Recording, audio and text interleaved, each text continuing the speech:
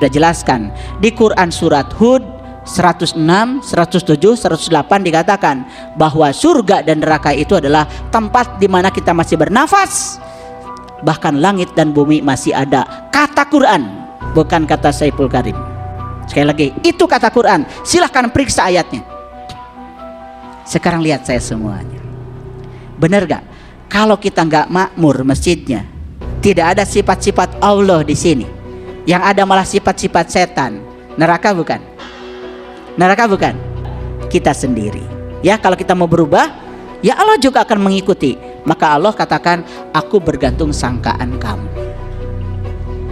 Oke, ayat ini menegaskan kepada kita, orang munafik laki-laki, orang munafik perempuan, orang-orang yang masih tertutup penglihatan kalbunya, maka mereka itu selamanya akan menciptakan kesengsaraan bagi dirinya sendiri. Nah, kesengsaraan bagi diri itu yang namanya neraka jahanam.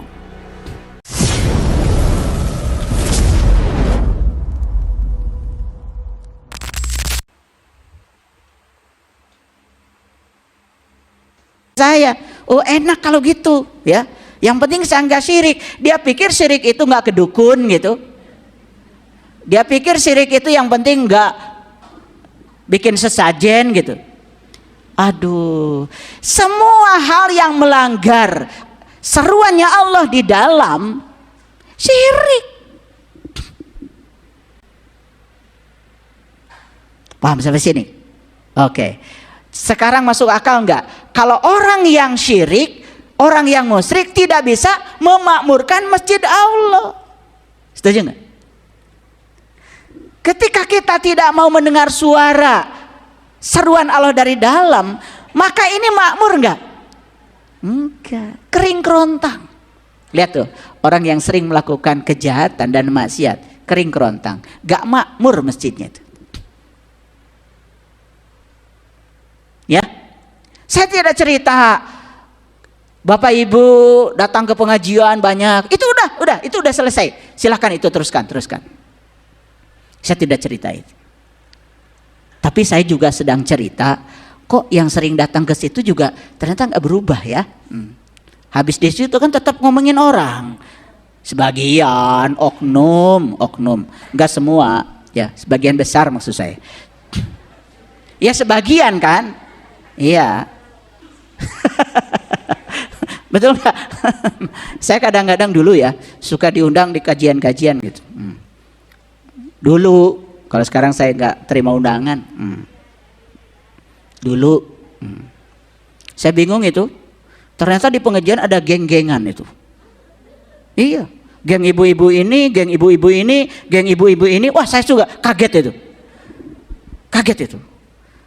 Karena apa? Geng ini curhat sama saya. Geng ini curhat sama saya. Geng ini membicarakan geng ini. Padahal di satu pengajian seragamnya sama, Bu. Bingung saya itu. Ya, makanya saya gak mau lagi datang ke situ. Cuman karena ikhfa dan idghamnya salah aja, itu bikin geng baru itu. Karena suaranya falas bikin geng baru itu. Ini geng ibu-ibu yang suaranya bagus gitu kalau ngaji. Ini geng ibu-ibu yang falas. Itu ada gengnya tuh. Bukan membantu yang falas. Ini yang merasa dirinya sudah hebat, ini malah menjelekan yang ini. Bingung saya ngaji apa itu. Oke, bisa teruskan? Ini agak lama ya bahas ayat ini karena supaya tidak salah paham.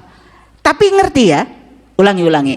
Tidaklah pantas orang-orang musyrik itu memakmurkan masjid Allah. Setuju ya?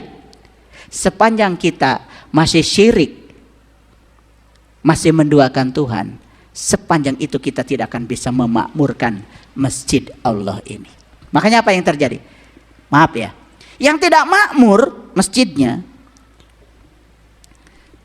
menakutkan, wajahnya serem.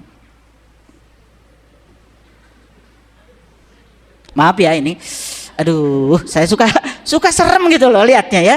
Itu. Ya kalau di sini kan semua kelihatan seperti soleh,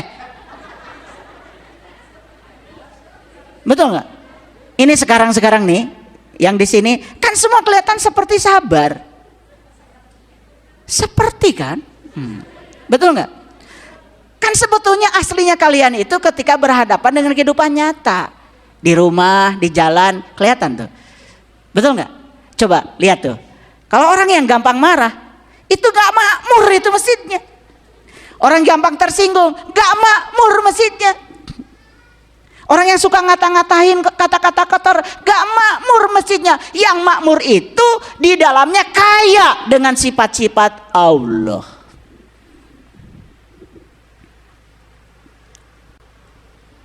Ya, ulangi ya. Saya tidak cerita memakmurkan masjid yang Masjid Al-Falah, Al-Ulfah, Al-Hikmah. Itu kalian udah pintar itu. Dan dipikir makmur itu kalau konsumsi banyak, ada kopi, ada teh manis, ada jahe, gitu. Itu membuat yang masuk angin. Jadi ngerti sekarang? Kira-kira sekarang ngerti nggak? Ini masjid saya sudah makmur belum? Kalau yang makmur itu setiap yang datang kepadanya merasa tersantuni. Ketika orang datang kepadanya dia mengadu, dia itu bisa menenteramkan. Makmur. Karena energinya berlimpah.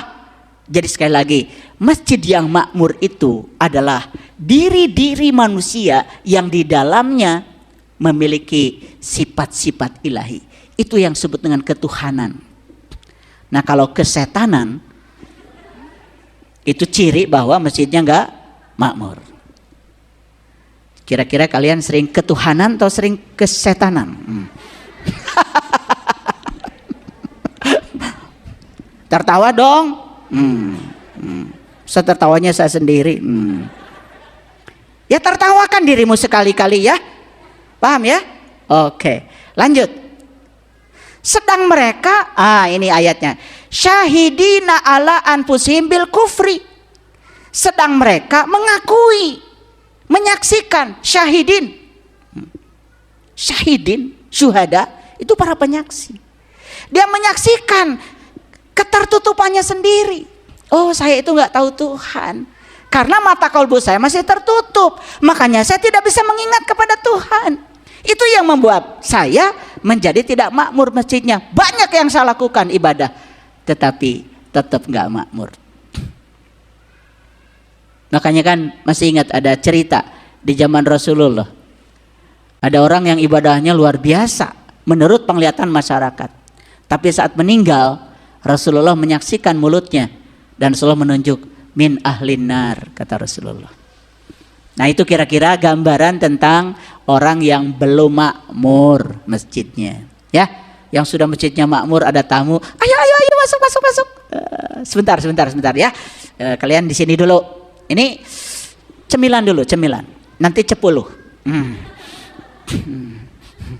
Gitu ya. Izinkan saya masak dulu. Kaprak. Gitu. Ingin memuliakan tamu Allah. Gitu. Nah, yang belum makmur masjidnya itu begitu datang tamu, bejakeun eueuh we. Gitu enggak kalian? Gitu enggak? Nah, biar hari ini dibereskan ya. Besar enggak lubangnya itu? Ya, sudah lubangnya besar, datang orang dimusuhi. Datang orang dibenci, datang orang dikasih bemo. Wajahnya udah manyun. Ini orang kayak gini nih lubangnya tambah gede. Rezekinya seret. Betul nggak? Hitung-hitungan lagi. Ya. Waduh kalau tamu sehari sekian orang, coba sekian orang sekian, wah repot kayak gitu ya. Padahal tamu itu membawa berkah. Ya toh? Percaya. Makanya kalau orang datang ke rumah saya syaratnya satu, harus makan. Bahkan tidak dijam makan, pertama saya tawarin makan. Gak diajak ngobrol. Kalian tuh tamu dari pagi ngobrol aja terus. Kurang empati itu. Paham ya? Nah, sedang mereka menyadari, mengakui, menyaksikan kalau mereka ini masih bil kufri, kufur. Kufur itu artinya masih tertutup. Sebetulnya, jujur ya, setiap orang tuh sekarang tahu apakah dirinya sudah terbuka atau masih tertutup. Gampang kok. Kalau masih tertutup berarti tidak bisa melihat. Kalau tidak bisa melihat, tidak bisa mengingat. Itu aja sederhana. Kalau sudah terbuka, bisa melihat. Kalau bisa melihat, bisa mengingat. Makanya ciri orang yang beriman, kata Quran, cirinya satu, bisa mengingat Allah, berdiri, duduk, dan berbaring. Kenapa? Kan sudah melihat. Gitu aja kok, sederhana. Ulaika habitat a'maluhum finnar hum fiha khalidun. Lihat saya semuanya. Lihat saya semuanya. Itulah orang-orang yang sia-sia amalannya dan mereka kekal di dalam neraka. Kan saya sudah jelaskan di Quran surat Hud 106, 107, 108 dikatakan bahwa surga dan neraka itu adalah tempat di mana kita masih bernafas. Bahkan langit dan bumi masih ada. Kata Quran, bukan kata Saiful Karim. Sekali lagi, itu kata Quran. Silahkan periksa ayatnya. Sekarang lihat saya semuanya. Benar gak? Kalau kita gak makmur masjidnya, tidak ada sifat-sifat Allah di sini. Yang ada malah sifat-sifat setan. Neraka bukan? Neraka bukan? Oke. Banyak gak orang yang mau ketemu dengan kita? Dengarkan pertanyaannya. Banyak gak orang yang tidak mau ketemu dengan kita? Banyak. Males ketemu dia. Negatif bawaannya. Bahaya. Betul gak? Pasti kalau ketemu dia ngeluh lah. Kan ada orang yang kerjanya ngeluh aja. Dikiranya mengeluh itu bagus. Hati-hati. Curhat itu adalah doa. Apa yang kau curhatkan sebetulnya sedang ditarik ke dalam dirimu sendiri. Like attracts like. Makanya jangan kebanyakan curhat. Silakan ceritakan keburukan pasanganmu pada banyak orang. Semakin memburuk perilaku pasanganmu, bukan semakin baik. Karena kamu yang menariknya lewat kata-kata dan pikiranmu sendiri. Itu hukum tarik menarik. Kita sedang menciptakan begitu banyak magnet. Bayangkan, curhat pada 10 orang, 10 orang menjadi buruk pikirannya tentang pasangan kita. Pada awalnya dia tidak tahu apa-apa. Asalnya magnetnya cuma satu, diri kita. Tapi karena kita sudah curhat pada 10 orang, yang 10 orang jadi magnet baru. Dan itu tidak terasa jadi doa. Setiap sholat kita baca doa, minta supaya pasangan kita lebih baik.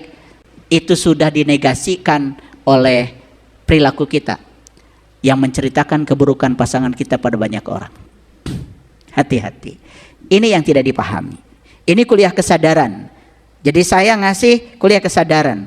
Biar masuk ya, jelep ke dalam. Setelah ini berubah. Yuk, lubang yang besar itu jangan diperbesar lagi. Sekarang rajin melemparkan pasir-pasir kecil ke lubang itu. Saya percaya kalau continue terus menerus pasti ketutup. Asal jangan bikin lubang baru. Setuju sampai sini? Oke. Bisa menangkap ayat ini secara utuh sekarang? Ulangi ya. Tidak pantas orang-orang musyrik itu memakmurkan masjid Allah. Ingat ya, masjid Allah. Namanya Baitullah. Baitullah yang sebenarnya adalah diri kita sendiri. Karena Allah bersama kita lebih dekat daripada urat nadi leher kita. Sedang mereka mengakui bahwa mereka sendiri masih tertutup. Sadar. Kalau masih tertutup berarti belum melihat. Kalau belum melihat tidak mungkin bisa mengingat. Betul nggak? Makanya kita masuk masjid yang buatan manusia.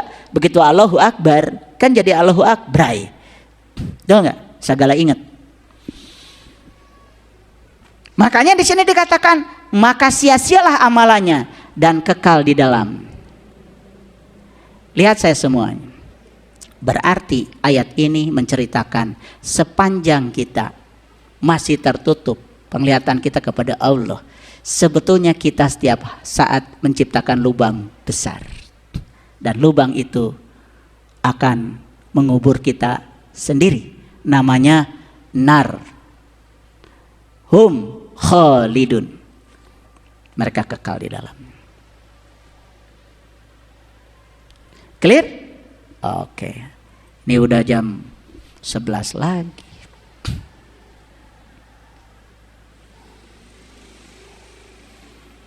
Kita lihat Quran surat At-Taubah ayat 68.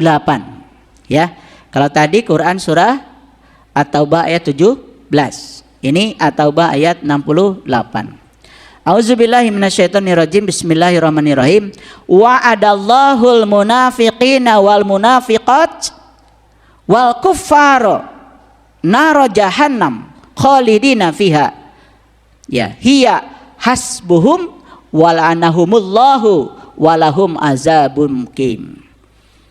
Allah mengancam orang-orang munafik laki-laki dan perempuan dan orang-orang yang tertutup penglihatan kolbunya dengan neraka jahanam. Ini lanjutannya. Ya. Kenapa? Ya. Sebetulnya yang mengancam bukan Allah. Yang mengancam adalah diri kita sendiri, perilaku kita sendiri. Karena Allah itu tergantung kita. Kalau kita tidak mau mengubah, ya sudah, Allah juga tidak akan mengubah kita. Mereka kekal di dalamnya. Cukuplah neraka itu bagi mereka dan Allah melaknati mereka dan bagi mereka azab yang kekal. Sekali lagi, yang melaknati mereka bukan Allah. Allah tergantung pada kita sendiri. Ya, kalau kita mau berubah, ya Allah juga akan mengikuti. Maka Allah katakan, aku bergantung sangkaan kamu. Oke, ayat ini menegaskan kepada kita, orang munafik laki-laki, orang munafik perempuan, orang-orang yang masih tertutup penglihatan kolbunya, maka mereka itu selamanya akan menciptakan kesengsaraan bagi dirinya sendiri. Nah, kesengsaraan bagi diri itu yang namanya neraka jahanam. Jadi neraka jahanam itu sebetulnya saat kita sedang berada di frekuensi rendah, di kesadaran rendah. Kalau kesadarannya tinggi, kita tidak akan pernah bermasalah. Perlu saya jelaskan? Oke, saya kasih contoh. Saya sering ngasih contoh ini berulang-ulang supaya mengerti. Orang lain menghina kita, ya, bisa dianggap sebagai kritikan buat kita lebih baik, surga. Orang lain menghina kita atau mengkritik kita, lalu kita bilang, oh apa yang dia kritik itu betul-betul terjadi pada diri saya. Itu saya banget,